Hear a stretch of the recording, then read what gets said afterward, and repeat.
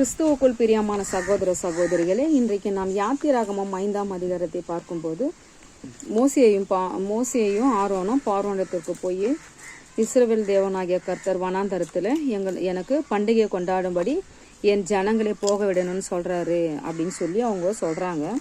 அதுக்கு அந்த பார்வன் சொல்கிறான், நான் அவர் யாருன்னு எனக்கு தெரியாது, அவர் வார்த்தையை கேட்கிறதற்கு அவர் யாரு, நான் அவரை அறியேன் அப்படின்னு சொல்கிறான். அப்போ இஸ்ரவேல் ஜனங்க சொல்கிறாங்க, தேவன் எங்களை சந்தித்தாரு, நாங்கள் வனாந்தரத்தில் 3 நாள் பிரயாணம் போய் எங்கள் தேவனாகிய கர்த்தருக்கு பலியிடணும் அப்படின்னு சொல்லும்போது எங்களை போக விடுங்க, இல்லைன்னா கொள்ளை நோயால் பட்டயமோ எங்களுக்கு வர பண்ணுவாருன்னு சொல்கிறாங்க. ஆனால் அவன் அதை கேட்கவே மாட்டேன்றான் அதை எகிப்து. அப்போது அவன் சொல்கிறான், அவங்கள வேலையை செய்ய விடுங்க, நீங்கள் அந்த வேலையை நீங்கள் கெடுக்குறீங்க அப்படின்னு சொல்கிறான். இவன் இப்படி சொல்லிட்டு அதுக்கப்புறமா அந்த இஸ்ரவேல் ஜனங்களை அந்த பார்வோன் அதிகமாக கொடுமையான வேலையை வாங்குறான்.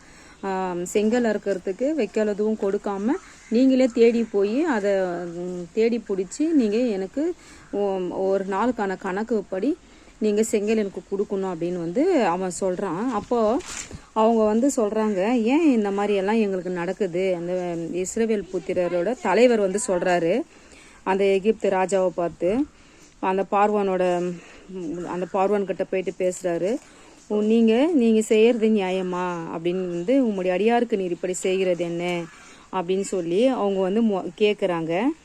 அதுக்கு அவர் சொல்கிறான், அந்த பார்வான் சொல்கிறான், நீங்கள் ரொம்ப சோம்பலாக இருக்கிறீங்க, அதனால் நீங்கள் போய் வேலை பாருங்க அப்படின்னு சொல்கிறான்.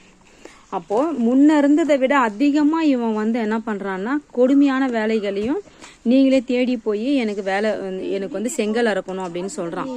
இப்போ நாம் இதில் என்ன கற்றுக்கலாம் அப்படின்னா, தேவனை நோக்கி நம்ம போகும்பொழுது நம்ம வாழ்க்கையில் நிறைய உபத்திரங்கள் பாடுகள் எல்லாம் வரும். அவைகளெல்லாம் நம்ம என்ன பண்ணணும்னா சகிச்சிட்டு தான் நம்ம வாழ்க்கையில் நம்ம முன்னேறிட்டே போகணும். திரும்பி பார்க்கக்கூடாது. எவ்வளோ பிரச்சனை வந்தாலும் தேவன் நம்ம கூட இருக்காரு. தேவனுக்குள்ள நெருங்க நிறைய உபத்திரவங்கள் பாடுகள் நம்மளோட லைஃப்பில் நிறைய நம்ம சந்திக்கக்கூடும். நாம் அதுக்காக ஒரு நாள் நம்ம சோர்ந்து போகக்கூடாது. நிச்சயமாக தேவன் நம்மளை எல்லாவற்றிலிருந்து விடுவிப்பார்னு நாம் ஒவ்வொரு நாளும் நம்ம தேவனை நம்பி நம்ம விசுவாசிக்கணும். இதன் மூலம் நான் தெரிஞ்சுக்கிட்டேன். ஆமேன்.